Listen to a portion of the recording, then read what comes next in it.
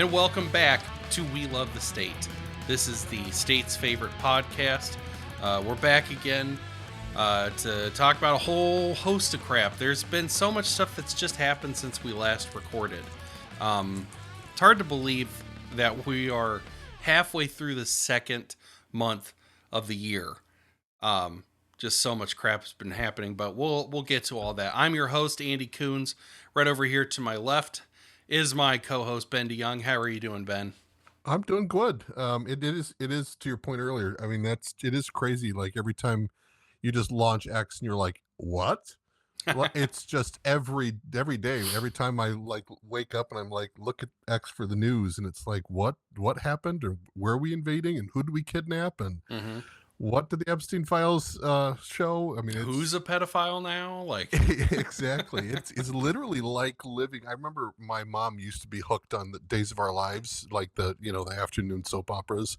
yeah. It does feel like we're living in a real life soap opera because with the soap operas, the storylines and the story plots were so over the top and Mm-hmm. ridiculous, and he had a two-headed baby, and it's like, well, we're sacrificing babies. Like, I mean, it's just we're at that level of insanity that it feels like it can't be real. Yeah. The amount of people that are kind of waking up to this in the past month, but I mean really in the past couple of weeks, like, I'm on TikTok a lot, and I'll go on there and just see regular people. And here's the thing, it's no longer split between the left and the right. Left wingers and right wingers are It is both coming breaking together, down. being like, hey, our government's run by pedophiles who are like they're all involved with Jeffrey Epstein. They all went to that island. They all have, damning evidence on them, you know. And the thing that has just, not just me, but has blown tons of people away is Pam Bondi's performance when she was getting grilled by Thomas Massey. It is something to behold, and the people who are still out there defending Trump and defending Bondi and attacking Thomas Massey, the people that are still out there doing that, at this point, you have to be like, all right, how much you getting paid? Yeah, You yeah. know? Either there's a payment or there is a belief system that allows them to just ignore reality Yeah. for the greater good. Like, because Yeah. that's it has to be one of the two at this point. Hmm. Either you're so sucked into the belief, kind of like the Mike Huckabee kind of a devote, like I've made it my identity. I can't change now, even though it's clearly that I'm wrong, Hmm. like Ted Cruz. But I mean, yeah, it's one of those two. It's either you're getting paid or you're so stuck in the narrative that you can't break out. Yeah. Or they've got stuff on you. I mean, that's always possible too. Yeah. Yeah, that's true. Um, and it just, if they have this amount of stuff on this amount of people, um, another funny thing that I've been seeing is both left wingers and right wingers are like, hey, we don't care if it means this whole system comes crumbling down.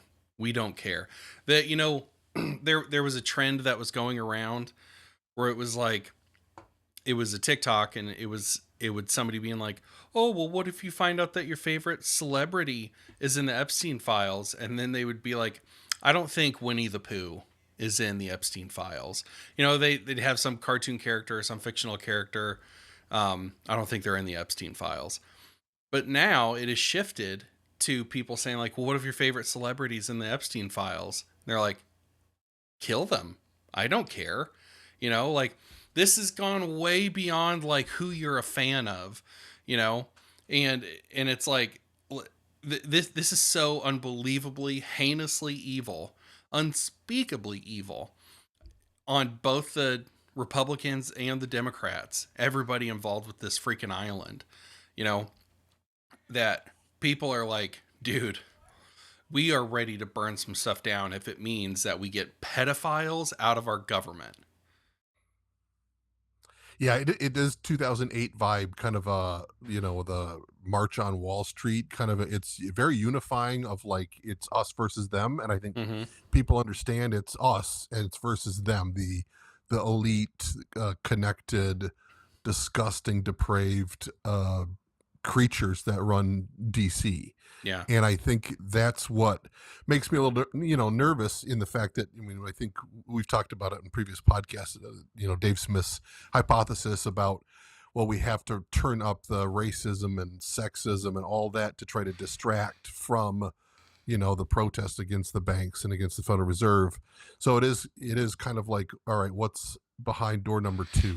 Right. Like Because what's coming they're down the gonna pike. have to do something to distract people from this Mm-hmm. narrative. And I don't think they can use identity politics again. It's You so know, burned out. it's so, Even yeah, it's so tired. anti-Semitism now is getting just absolutely It get it's the it new gets racism. laughs. Yeah. Yeah, you know, and so like none of the identity politics works anymore.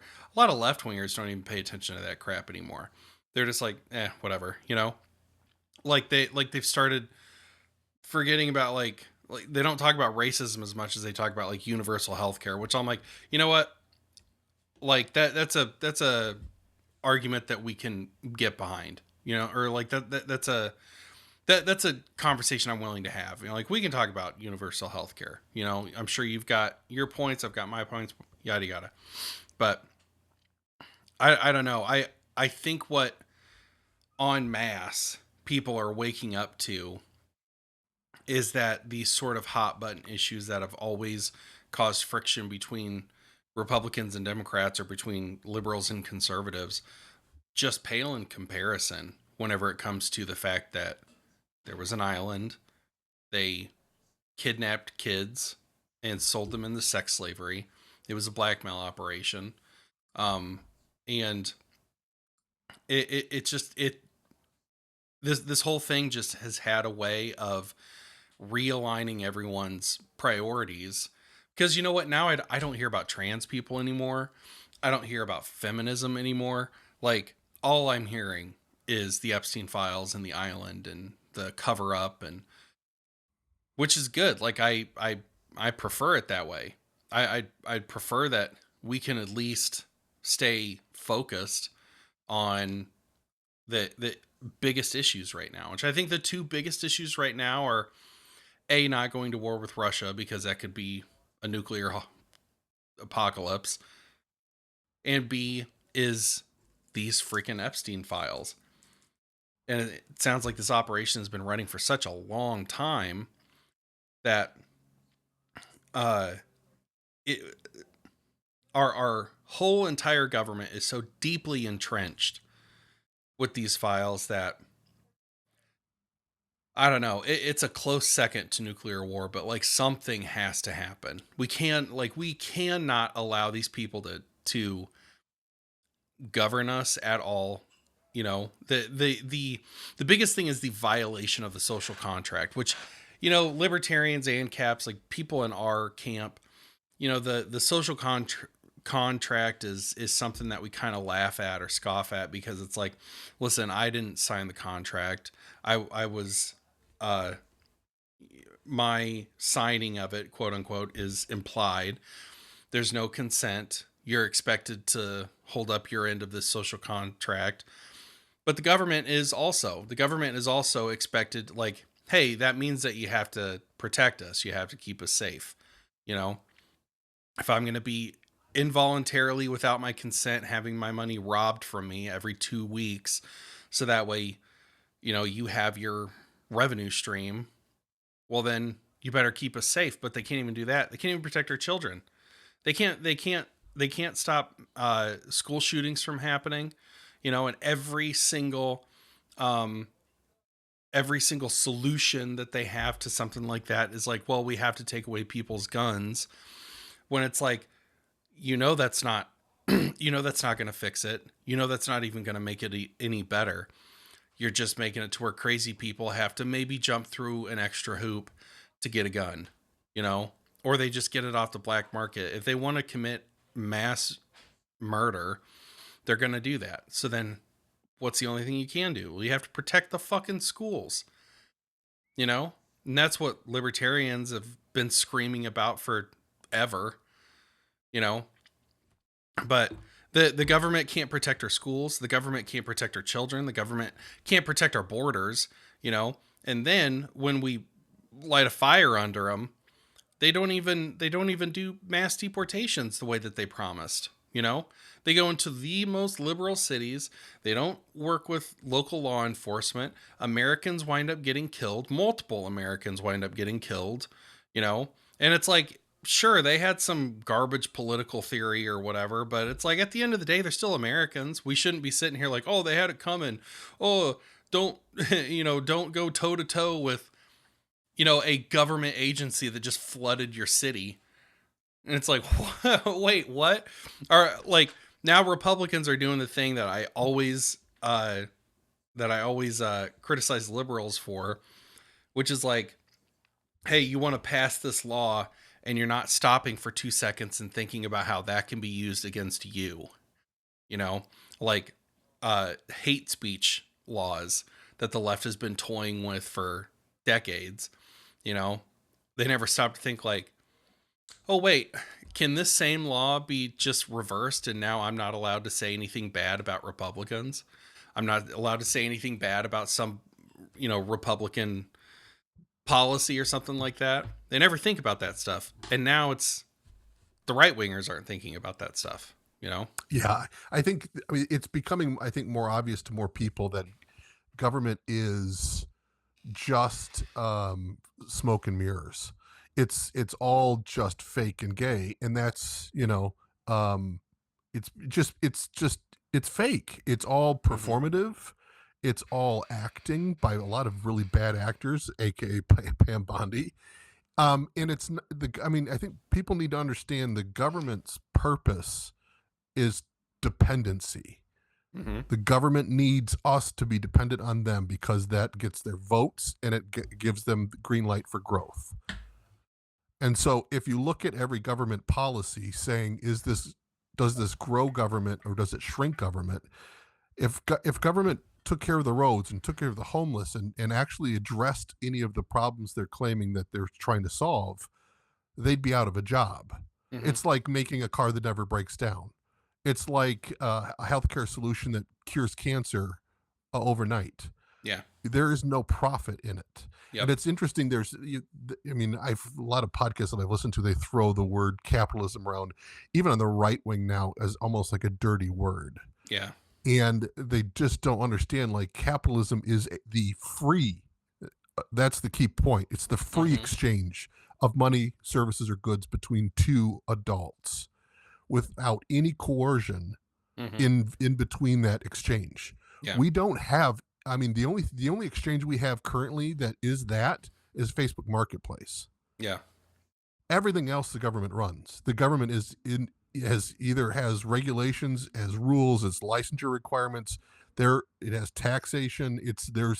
They're in that exchange. And so people, when they talk about capitalism as this dirty word, yeah, I guess, I mean, if you want to consider what we have today, modern capitalism, but it's not capitalism. It's Yeah. cronyism.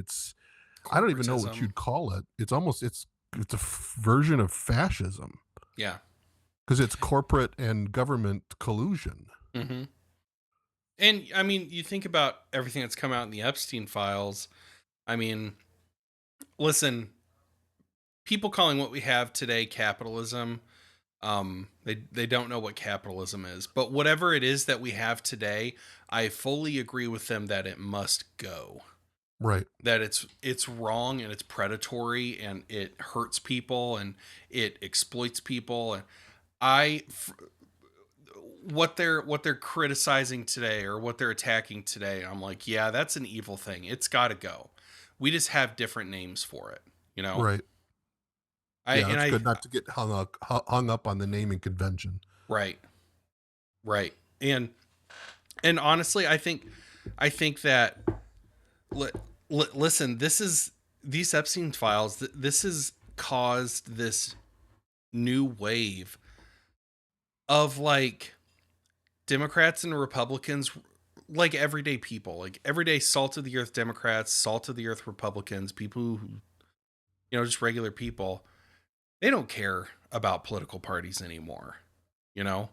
And this is something that I think anybody who's paying attention to these files, anybody who's paying attention to all these, you know, things being released and kind of paying attention to the temperature of the country, the social temperature. It's like, listen, if there was ever a time, for left wingers and right wingers to unite, it is now. Now is the time to do it. Now is the time to be like, you know what? You're pro life, I'm pro choice. We're never going to agree on that. Let's agree to disagree. There are pedophiles running our government. And we're paying for it. And we're paying for it. You know, that should be like that should be the mantra of the millennial generation is, hey, everybody, pedophiles are running our government. You're being forced to pay for it. And nobody wants anybody to come to justice. You know, that like what's crazy is over in Europe, they're actually, I think that there's somebody in Norway that's being prosecuted. There was somebody in England that's being prosecuted. In the US, no prosecutions. Mm-hmm. And we're the head of the snake, and yet we're not willing to even. I mean, was it Lex Wessner that was named as a clear co-conspirator Yep. of? He was in the files over 4,000 times, and there's only one page where his name got redacted, and it was the page that listed him as a co-conspirator. Yeah, it's absolutely. I think everybody knew, if you've done any digging on Epstein, like Lex was one of the first names that, I mean, he basically gave Epstein he signed over his entire fortune. I mean, he was the guy who was over that was Victoria's Secret. Yeah, that was Epstein's like first major financial gig, wasn't it? Was working for Lex Wessner. I think basically being his finance guy to run his fortune. And but nobody inside nobody inside Lex's inner circle even knew who Jeffrey Epstein was. They're like, he's basically a stranger, and then he comes in and Lex signs over his entire fortune to him. You know? Yeah. I mean, there's clearly that doesn't happen on a regular basis. So there was either some exchange, there was either outside pressure or whatever, but it's just the fact that, like, again, you got Bandy, Cash Patel, Dan Bongino, all with a straight face saying he acted alone. It was just Jeffrey and Maxwell, and they didn't traffic anything to anybody. And it's they lied. They lied to everybody. And I think that the other thing with the Epstein stuff is the speed at which it moved, right? Yeah. Because Trump was elected to disclose the JFK stuff and to disclose, Epstein stuff. And he started all of a sudden kind of getting a little wishy-washy after the election of like, well, yeah, I mean, yeah, we'll definitely have to, release the files. And then it was like they sent the people out with binders that were full of stuff that everybody already had, the right-wing influence. And then they're saying there is no files. I mean, it's amazing how they went from there's files, we're going to release them, to we did release the files. Oh, those were already released. No, actually, there's no files. And now all of a sudden there's 6 million files. And it's like kind of ironic at 6 million. But it's just crazy that that all happened within less than 6 months. And I think that's where they really kind of screwed the pooch is, unfortunately, the American populace is really, we forget things so fast, but not that fast. Yeah. Like, I mean, if you would be able to drag this over a year or so and have at least have a consistent messaging on the Epstein files, you probably could have gotten away with more than they did. But because they flip-flop so fast and so drastically, people just immediately like, you're lying. And everybody knows you're lying. With Cash Patel and Dan Bungie, I mean, we talked about that hostage video. Like, they're clearly, that's the great thing, I think, for me, has been the white pill with the Trump administration, is they're so bad. That it's become obvious to just about, I mean, I still have some hardcore mega friends that are just ride or die. He can do no wrong, or there's always an excuse for whatever he does. But those are like the true mega, like, worshipers are really becoming a dying breed. And that's great to see. Yep. Absolutely. Yeah, I mean, especially after especially after we started figuring out that Trump was all over the Epstein files. Um like I it's been a slow trickle. You know, there's still those people that are holding out. It's a hoax, it's a Democrat hoax, whatever. If they knew he was in the files, they would have released that info sooner. You know, not really looking at the big picture because it's like, well, yeah, if they released, Epstein files that had Trump's name in them, they probably would have found some links to some Democrats in there too. You Oh, know, right. so but anyway, it's been a slow trickle, but I'm still seeing, you know, person after person or MAGA person after MAGA person that are like, I don't think this guy is the answer. I don't think he's the savior that we thought he was or that he Well, sold even just himself the to be. wrecking ball that we thought he could be. Yeah. Yeah. I think that I think that well, this is my hope. My hope is that people look at Trump's performance and they go, well, that was nonsense. But I hope this kind of solidifies in their minds, like, well, we need somebody who is going to be who Trump said he would. You know, we need somebody who's actually going to do that. We're starting to see there's a new party in Britain, and I think that the lessons that they learned from Boris Johnson, um, I think the British population is starting to wake up. You know, to the fact that Boris Johnson was a joke. Not to focus on foreign politics a ton, but um, the Reform Party, and I don't remember the name of the guy who gave the speech, but Is that Nigel Farage? Didn't no, didn't he start? So he wasn't he the one that got debanked and everything in England? I I don't, think he was. I don't remember, but Okay. I don't think it was Nigel Farage. I think it was somebody else. But he's basically launching a new political party in England called the Reform Britain Party. And first of all, he was dead honest during he basically filmed like a trailer for this party, and then he gave a speech somewhere. But in this trailer, he's basically saying like, listen, we've been screwed as a country, and it's past the point of it being comfortable turning this thing around, but we have to turn it around. It's going to be painful, it's going to suck, but on the other side it's going to be worth it. And he's basically saying like, listen, the English are being eroded, they're being erased, and we need mass deportations. We need a smaller amount of people entering England than the people leaving England, because he was like, there are people running around terrified. There's little girls being hurt. There's, these roaming rape gangs, and he's hitting all the serious, like, top of the shelf, most important things, you know, and he seems like he's being honest about it, because that is going to hurt. The economy's going to suffer for a little bit before it bounces back, but it's like, hey man, you this is no longer a band-aid that you can rip off. This is a tumor you have to precisely dig out of yourself, you know? Yeah. And Yeah. I never It's thought I would see that kind of sentiment in England, at least not anytime soon, but here it is. it's And bad if that's happening. yeah. And listen, I think that same thing is going to happen in the States. I think Trump, I've been saying this for a while. Trump was the final olive branch to the deep state, to the sort of progressive era of Washington.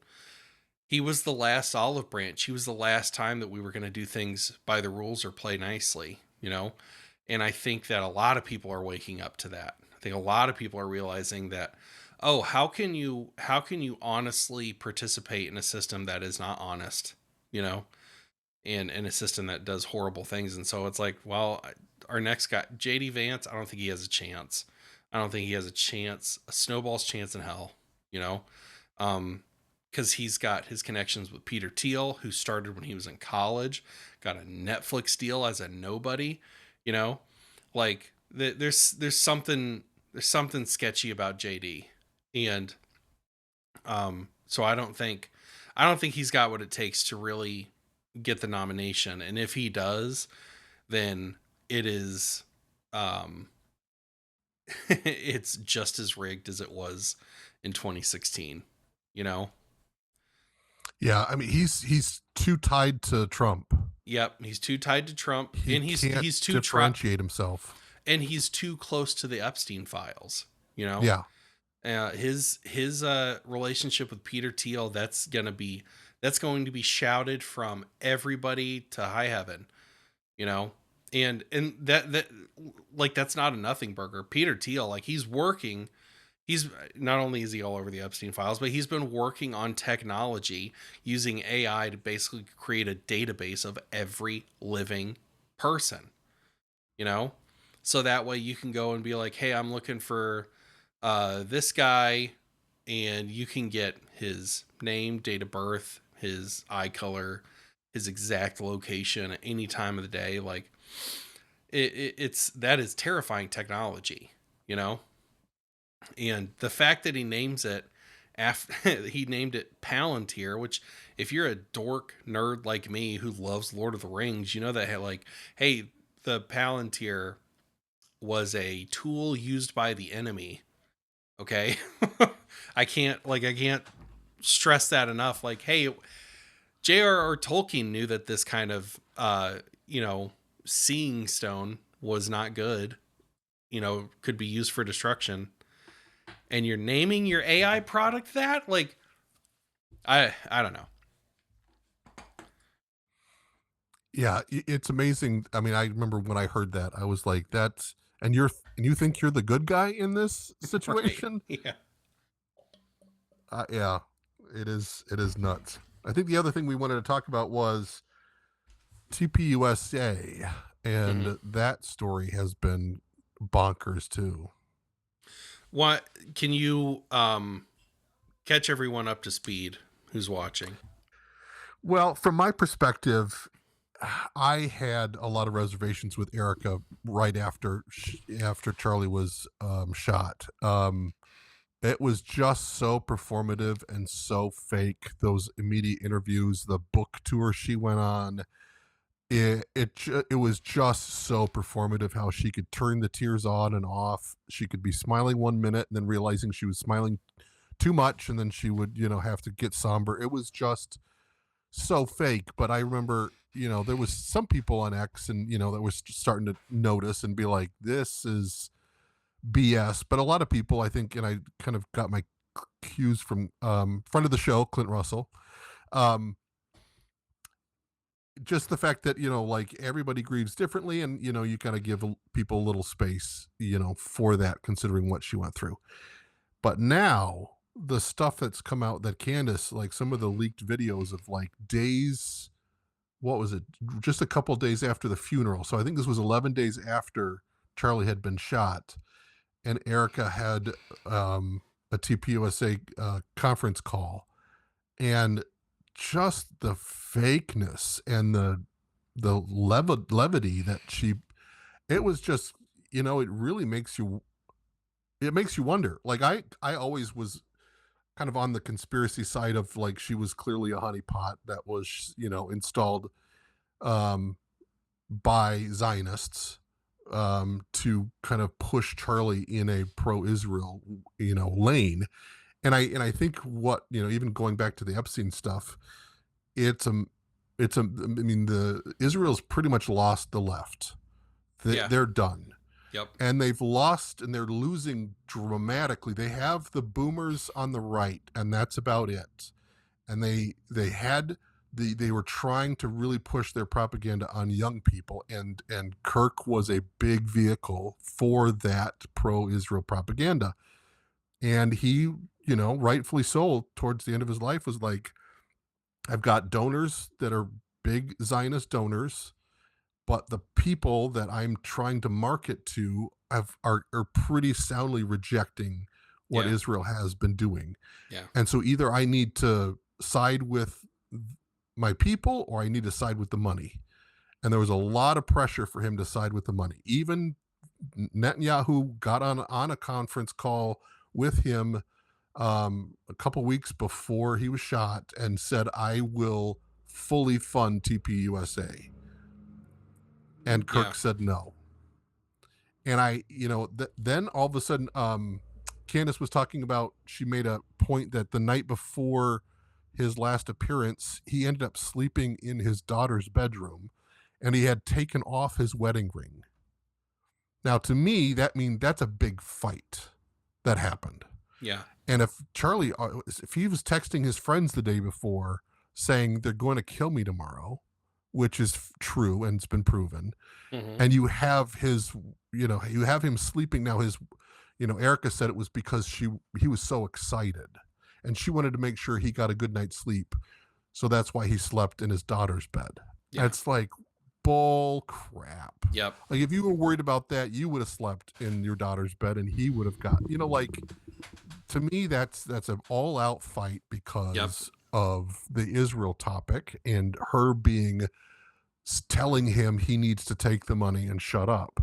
And I think that was her role. Hmm. And everything after, Charlie life was ended has been, I think it's continually proving that fact.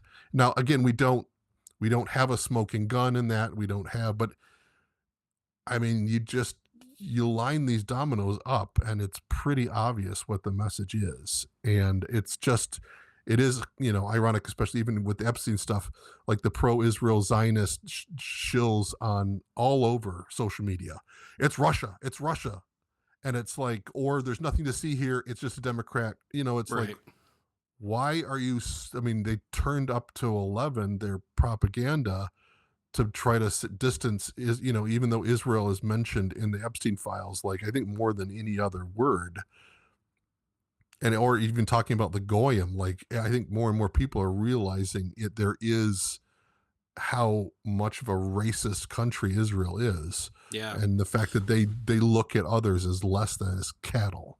Well, So and like it's just interesting how the Epstein stuff and the TPUSA Charlie Kirk stuff, it really all kind of points in the same direction. yeah. Yeah, it does. And it's really been eye opening for me. Like, I had heard about the sort of Israeli elites having this sort of wildly racist, like they are legitimate, like supremacists, you know. And I remember the first time I heard that, it was a few years ago, but I remember that just being mind blowing. And I was just like, what? Really? The Jews? You know? And not all Jews, obviously, but 90%. I wouldn't. No, I would. I wouldn't go 90%. But um, there's a documentary by Tyler Oliveira, and I think I sent this one to you. It's about that community in New York. It's all Hasidic Jews, Yeah, and like yeah. hardly any of the men work. It's all the wives working, and they have like tons of like state aid, like food stamps and stuff like that, and the men just don't work, you know. And I remember Tyler asked a few people about Israel, and it, I was surprised the amount of Hasidic Jews that were like, yeah, what they're doing in Palestine is horrible, you know. And so I don't know if I believe the 90% figure.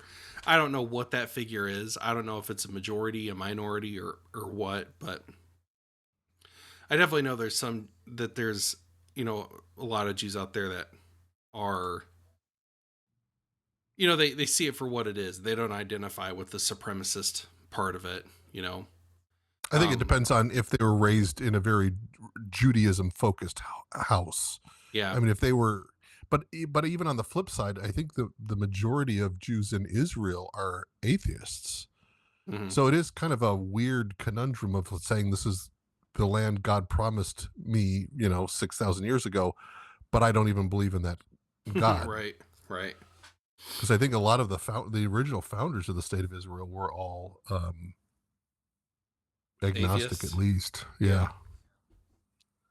Yeah, I I don't know. I've been wanting to go and listen to Fear and Loathing in New Jerusalem again.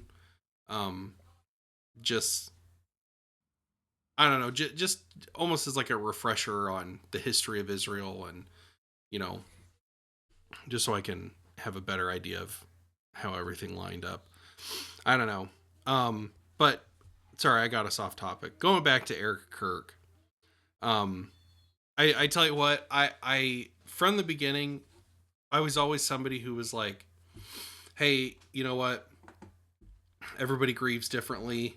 Um and but so like kind of giving her a wide berth, but at the same time I was like, we do need to be looking under every single stone here, and some of those stones might be a little uncomfortable, but like you gotta look under them, you know one of those stones being Erica Kirk. And so whenever people started asking questions about Erica Kirk, and there was this backlash of like, leave this woman alone, she just lost her husband, and I'm like, yes, yes, I get that, totally get that. Also at the same time, maybe do that, maybe look into it, because um the especially after she was named the new CEO, like a week after it happened, you know I was like, okay, in something like this you have to look at who benefits the most. All right. And first of all, Israel does benefit, okay? Because their biggest cheerleader for Gen Z, Israel's biggest cheerleader for Gen Z was Charlie Kirk. Gen Z doesn't give a crap about Ben Shapiro, doesn't give a crap about Andrew Klavan, doesn't give a crap about all these other Zionists, boomers like them, you know? Um, but anyway, the ear of Gen Z, Charlie Kirk had it, for the Gen Z right. And he was starting to I don't even think he was starting to turn on Israel. I think he was starting to be like, listen, what you guys are doing, it's making me look like a piece of shit for defending it, you know?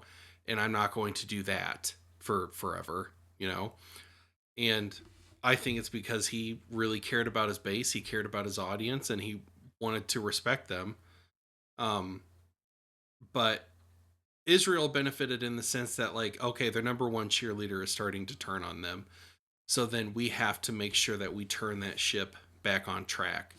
Erica, his handler, which that's what I'm claiming now. I'm claiming she was a Israeli-backed handler for Charlie Kirk. She, if given the keys, would point TPUSA back in the right direction. And so they off Charlie Kirk. They put his wife in there.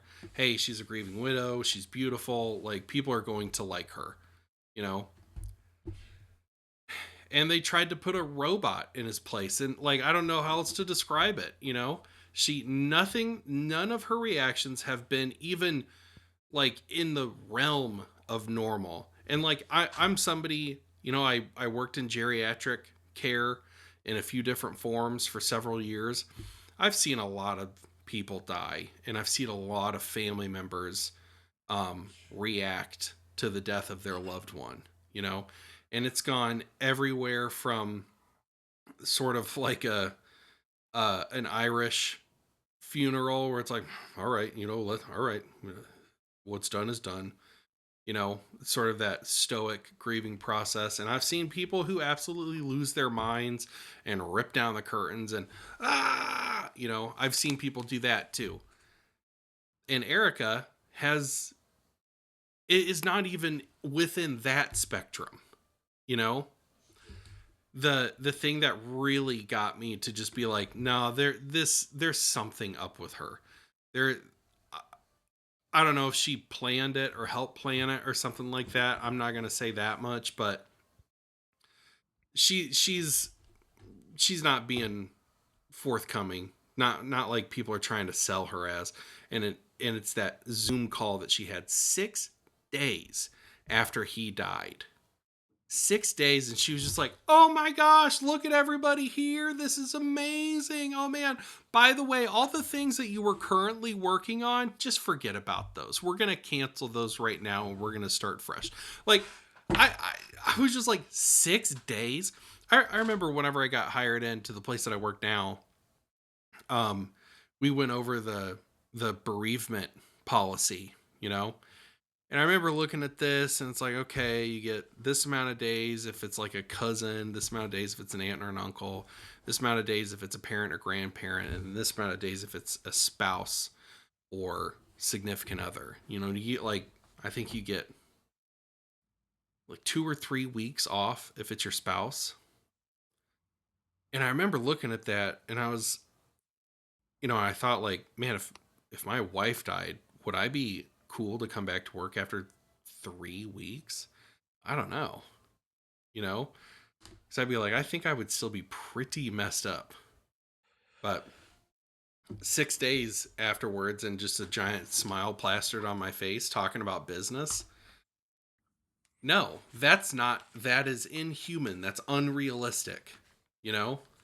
Well, even that, just the way that they used his death as a fundraising tool.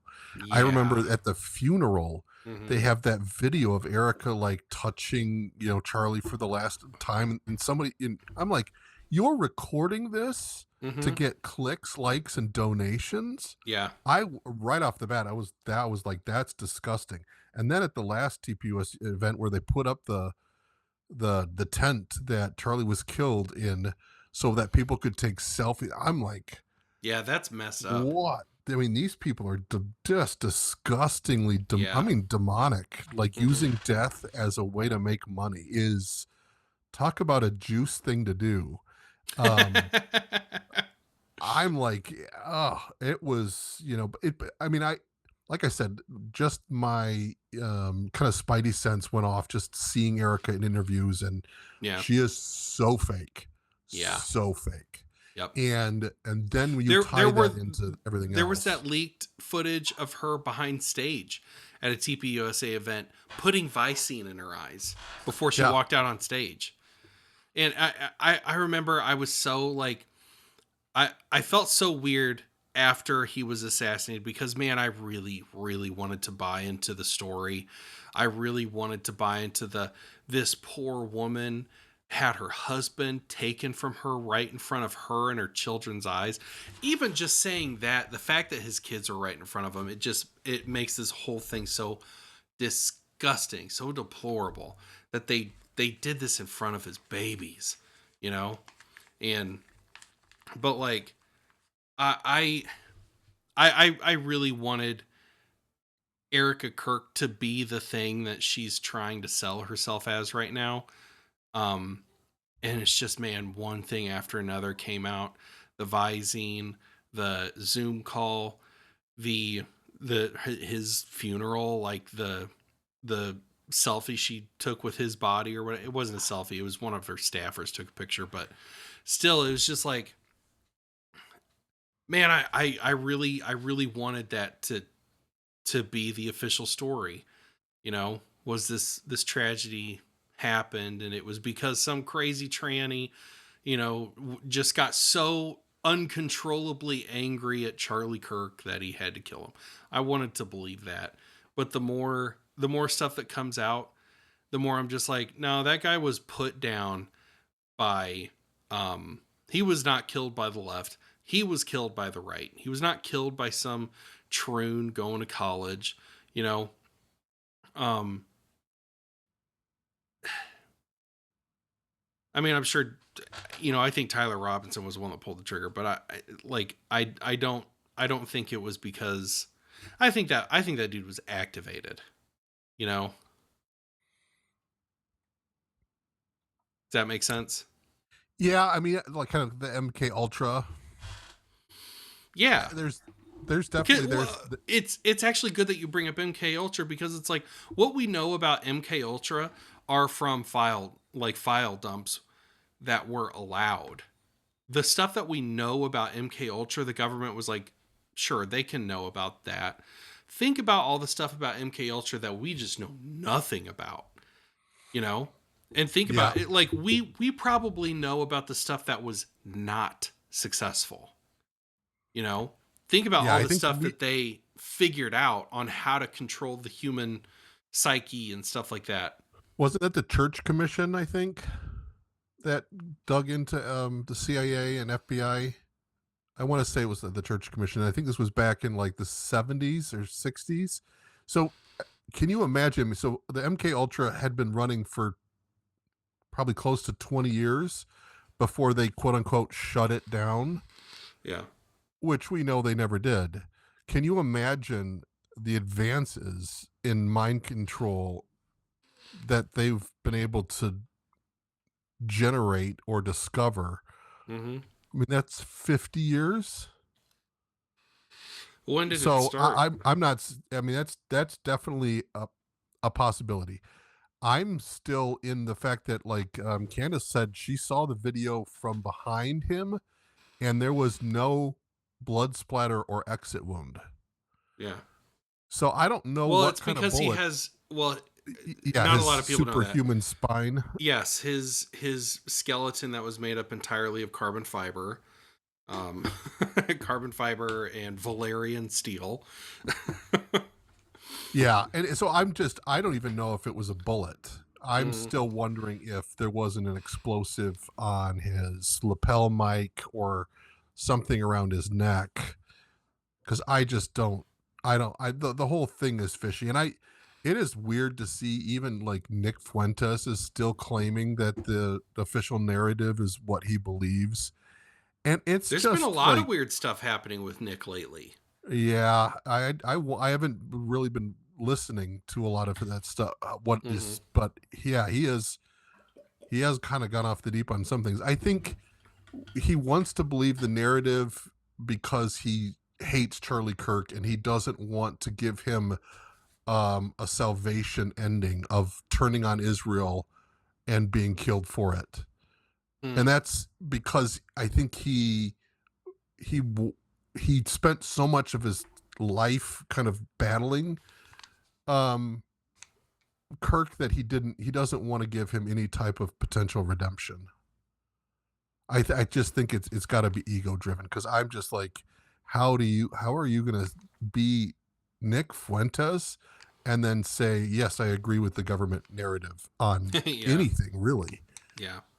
but you can't be counterculture and then be like, whatever the government says in this regard, I will, I'm going to believe. I just, yeah, it is interesting, like the online personas, and how they've handled the Epstein and the, the Charlie Kirk um news and story. It really kind of separates the chaff from the wheat, in my view.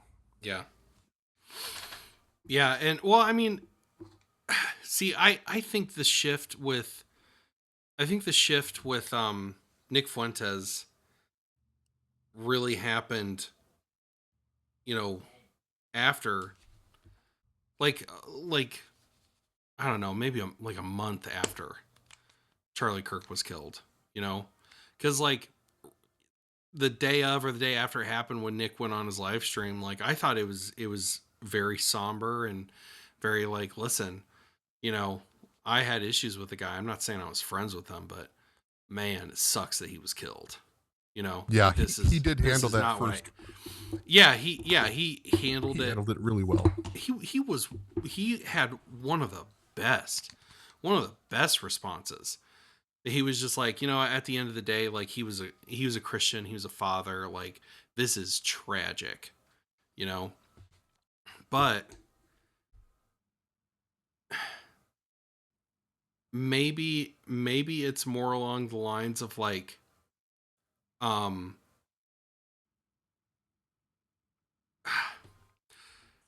Charlie has now become this sort of martyr figure with the anti-Israel crowd, and you know maybe there is some jealousy now with Nick because he was debanked.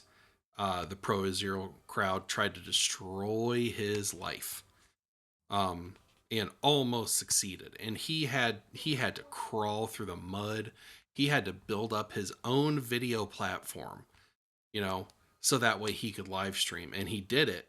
And then Charlie Kirk gets killed, and it's like, man, all the work that he had put into just getting back to being able to talk to people again.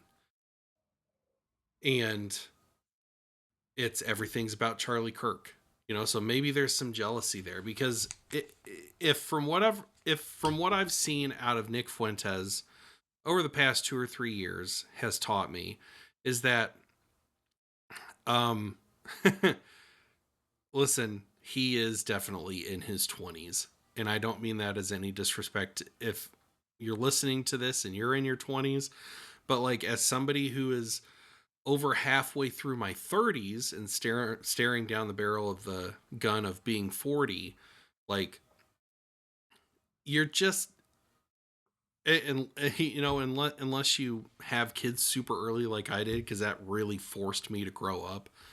But um if you're single and you don't have kids and you're like 27, you're kind of an immature man child a little bit, you know. And it's not till you have kids, it's not till you know, you have these little babies that you look at and you go like, oh, I'm not as important as these little guys. That's when it really starts to like reframe the way that you think, and it makes you grow up. It turns you into a man, you know. And Nick doesn't have kids, and it sounds like he doesn't even feel like pursuing having kids, you know. He doesn't sound like he's even considering ever settling down and getting married. And Because girls are icky. yeah, yeah, he said that having sex with your wife for pleasure is gay. Spoken like a homo. Right. But anyway, yeah, it's Nick's a weird guy. I'm not gonna comment on whether I think he's gay or not. I don't know. I'm not gonna say whether I think he actually is gay, but man, he says a lot of gay stuff. Yeah, You know. yeah. Um. Anyway, but yeah, he's been acting weird the last few months. Do you think that the whole Epstein debacle will? Do you think Trump will get impeached over it? I mean, I don't know if there's necessarily any impeachable offense, but I think the Republicans are going to be decimated this year in midterms. They're going to lose the House, and maybe the Senate. So there is room for impeachment. Now, I still think Trump is a Democrat. He's just a Democrat of the 90s, not a Democrat of today. But he is a Democrat. He loves to spend. He loves, the ego, the war, the big government, the swamp. He's just great at marketing. So that's why he won. He's not truthful or honest. But so I wonder if the Democrat, it is still amazes me how much the deep state went after him when he delivers everything they want. You just have to shake your head and go, why the persecution of Donald Trump, unless it was meant to be that way just to keep getting clicks? Like, for me, that just doesn't make sense, because he says yes to every deep state monster in DC. Yeah. Why try to throw him in jail? All right. So here's the two theories that I have for that. One is he's not very smart. Okay. So, I mean, he's good with real estate, that's for sure. But he will say things that he's not supposed to say, you know? Yeah, going off script. He goes off script, and so that's dangerous for them.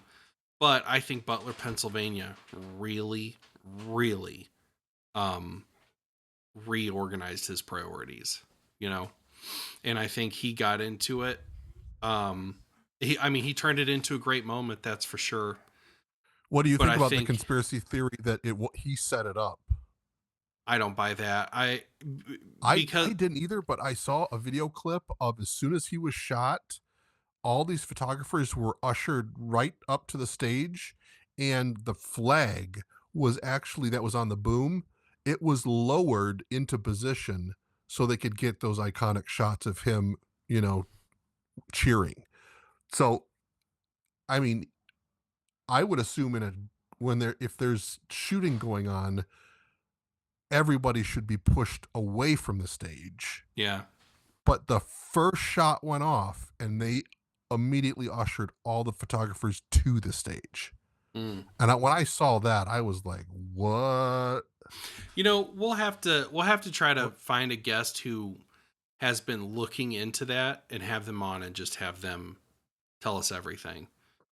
You know, because that's interesting. Because the reason that I'm like, no, I don't think it was an inside thing is I'm just trying to think of the logistics of the injury to his ear. You know, because it's like you don't see anything. I don't see anything. There's nothing weird going on with his ear. Everything looks to me. I'm not an expert, so don't hang me on a cross for this. But like, um, everything to me looks like what I imagine getting shot in the ear would look like, or getting grazed in the ear. That guy that was in the crowd behind him died. You know, and so I think a bullet was fired. You know, I think a bullet grazed his ear and then killed that firefighter behind him. All that stuff makes sense to me, you know? But the photographers, the American flag being lowered, that's definitely suspect. I mean, maybe it's just brilliant optics and being, like being, taking advantage of the situation that you have and, making great optics out of it. Maybe, but I was just like, "Whoa, that is Yeah. crazy." I just it is I can see where you can get it can be dangerous when you go down the conspiracy theory rabbit holes. The crazy guy on the street corner screaming that the earth is flat. You're like, you probably started out with JFK Right. 20 years ago Mm, and now all of a sudden you're a raving lunatic, on the street yeah. corner. Um, so I try to avoid seeing a conspiracy everywhere Yeah. but I think it is so hard once you start, and that's where for me, the white pill is so many people are waking up to the fact the government is not our friend. It's not there for us. It's not. I mean, there's even I think Anna Kasperi was talking about on the Young Turks, and she was a bleeding heart liberal, but then she saw, the homeless and how much these government agencies are making off of the homeless. That they're trying to actually grow instead of shrink because that means they get more. Like even Democrats are starting to look behind the curtain and go, "Whoa, the government's bad," Yeah. and Yeah. Okay. I love seeing that. So let's take the next, I don't know, 10 minutes or so. Let's wrap up talking about Angela McArdle a little bit. All right. Now, I do not know all the ins and outs of her departure from the Libertarian Party, the scandals. I don't really know up from down from that. But what I do want to say about Angela McArdle, lover or hater, I think libertarianism in general, and it's not just Angela McArdle, it's Angela, it's Dave Smith, it's Clint Russell, it's people going out, it's Luke from We Are Change. I don't remember his last name, but Something ends in Wichikowski's. I think it ends in like a ski. Luke Rudkowski. Rukowski. Yeah. Yeah. So it's all these people that have been talking liberty stuff for years, but Angela getting the Trump campaign involved with the Libertarian Party, I think has put libertarianism on the map in a way that nobody has been able to do in 40 years. So, like I said, lover or hater, whether you think that she just used the LP as a stepping stone to get into the GOP, I don't know. I'm not going to die on any hills here, and I'm open to hearing about as many sides as there are, you know. But man, you have to give her that credit. Yeah, and it's something I think I sent you a couple of screenshots. I was going back and forth with Chase Oliver on Facebook last night. Hmm. Um, and there is the libertarians that are like, no, we should have no business, no dealings, no conversations with the left or the right. We are our own party, and we should just focus on our party. And Hmm. I think that's what the libertarian kind of the modus operandi has been since the party started. To your Hmm. point, Angela she took the party in a very different direction, and I kind of went with Chase. I'm like, I think that did a ton to legitimize the party when you have every major network at your convention, because two of the other candidates are speaking with between Hmm. RFK and Trump. Hmm. That's that just shows in the fact that they're willing to come beg for our votes. That's a power, and it is crazy to me that there are so many libertarians that didn't want that to happen because they just want to gatekeep. And it's kind of woke identitarianism, which is Hmm. crazy. You would think as a libertarian you would want to hear from all sides of every issue, Yeah. and for a lot of libertarians to be like, no, that's how are like there were some that were so insane about. I remember because I was at that convention when Trump came. When he walked on stage, the boos and the jeers and the fuck yous, and I'm like, these people are like, if I was Trump, I would be like, all right, I see how this is going to go. It's Hmm. not worth my time. Peace. I'll see you later.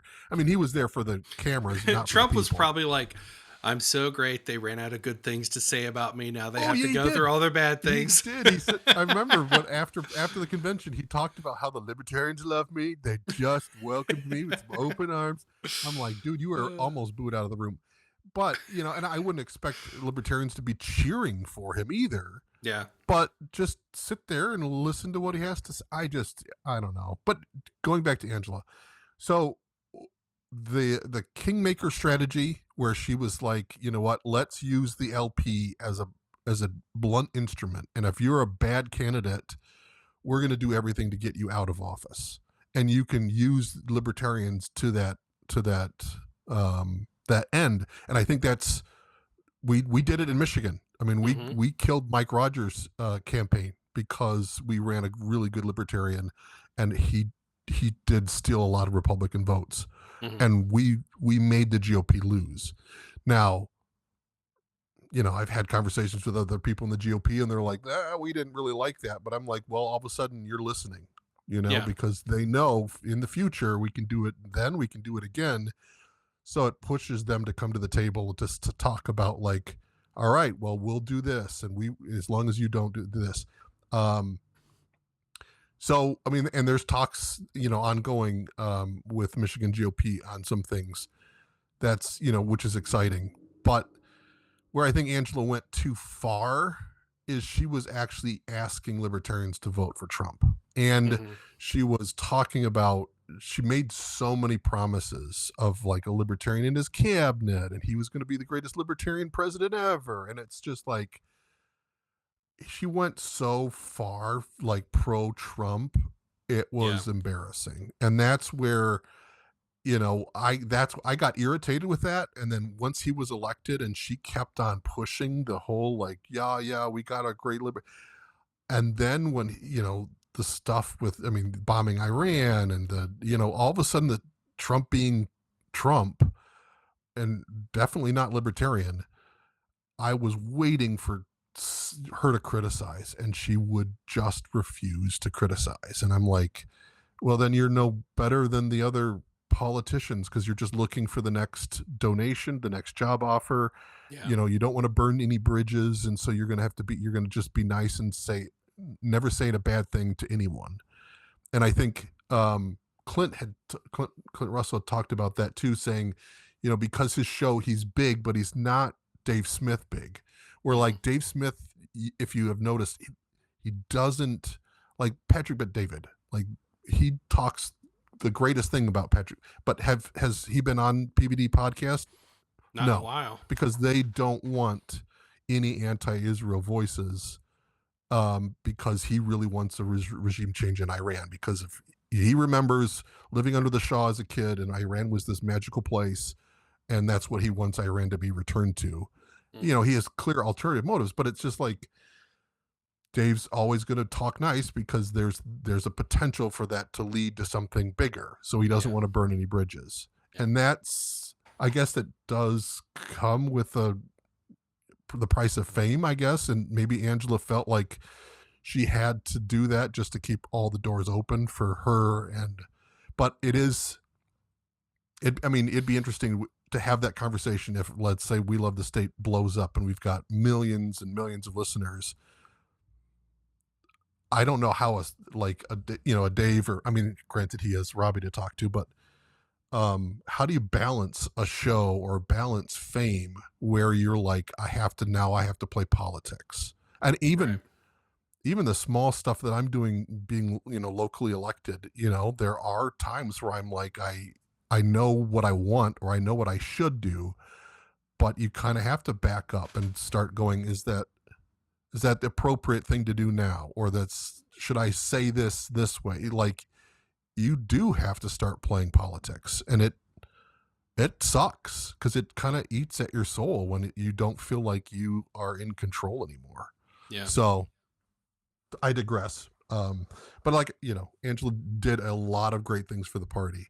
She just took it too far, and Yeah. it sucks because it feels like the the where she went off the rails destroyed all the good things that she did.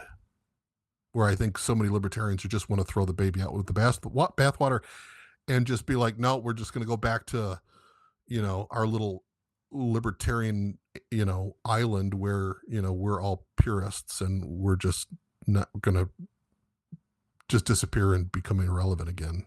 Which sucks, but I don't. I mean, that's the path that they're on right now. Yeah. Yeah. I think that I yeah, I mean, you know me. I'm a silver line guy. I'm always looking for the silver lining on every cloud. Um I think that no matter what happens, whatever happens to the party is irrelevant to me. You know, it could disappear tomorrow. The ideas behind libertarianism, the ideas behind the anti-war, just anti-government crowd, period, I think are just starting to dip their toes in the mainstream. Like really dip their the real mainstream. Like where you can I'm just trying I work with a lot of Democrats and Republicans, and not a single one of them trusts the government. You know, even the MAGA people that I work with, they don't trust the government, you know? And And that's a it's like, libertarian starting point. yep, So yeah. we're getting people to join us at least at the beginning. And at the very least, like um I think that if you look at political ideologies almost like infections, like we've infected the two party system. You know, left wingers and right wingers are now starting to be like, no, we don't care about the distraction stuff. We don't care about the five hot button issues. We want to talk about the Epstein files. You know, and my hope is that the population can just you know get a case of lockjaw, bite down on this thing, and never ever let go. You know, which I do have to say, like we're still talking about Jeffrey Epstein, and it's been 10 years since he was killed. It was during the Trump's first term, I thought it was so 2016. it was um that's when I think wasn't Trump elected. It was Trump was shortly after elected. Trump took office. So Yeah, yeah, I think it was 2016, 2017. yeah, And that's right. You're right. Like that hasn't let up. I mean, for a while there was just the memes that, Epstein didn't kill himself, yeah. but it's really taken off and And it is look nice at to what see the that's staying led power, to. right? Look at what that's led to. It started off with memes. Jeffrey didn't kill himself. To now, we had Pam Bondi getting absolutely raked over the coals and acting insane about it, and it all started from memes. You know, so Yeah. I do have to say, like, we've been holding on to this thing, thank goodness. And it's like, this is bipartisan. It doesn't matter if you're red or blue, left or right, up or down. It doesn't matter. It is wrong. It is wrong what the amount of complicitousness. I don't know the word I'm trying to say. The fact that our government was complicit in a child sex blackmail operation, and we want some freaking names. We don't care if it's Tom Hanks. We don't care if it's we don't care who it is. We don't care if it's Santa Claus. Like, we want those names, and we want justice for these kids, you know? But anyway, let's go ahead and wrap it up. Are there any final thoughts that you want to give, Ben? No, I mean, it is, we do talk a lot about kind of black pill topics, and it is important to find the white pill in them, because there is always going to be good, even if things look horrible. And I think we hit on that in this episode, talking about the fact that there's a lot of Republicans, a lot of Democrats that are waking up. Yeah. And I think that is going to lead to overall a better situation, a better country, and hopefully kind of reduce the tensions. I mean, I'm so tired of the left versus right, just constant. I mean, ever since 2008, it has just been, it's a uniparty, but they have done such a masterful job of hoodwinking the general public into believing the worst thing that could happen is a Republican as president, or vice versa. Yeah. And I think that it feels like that's going away, because, to your point, so many people are realizing it's us versus them. And that really changes. I think that's going to hopefully calm the country down, tamper some of all the flare-ups that were getting pretty bad. And I think this is a good to, kind of a come together moment. And it's a great for libertarians to be like, join the crowd. We've been here for 70 years. I'm glad that, that you're now on the same page with us. But it allows us to kind of steer the ship in a lot of ways, because I think more and more people are looking at liberty and libertarians as well, you were right. I mean, it's amazing how many videos I've seen with Ron Paul was right. And it's just like, yep, we were right. Mm-hmm. Yeah. Yeah. Well said, my friend.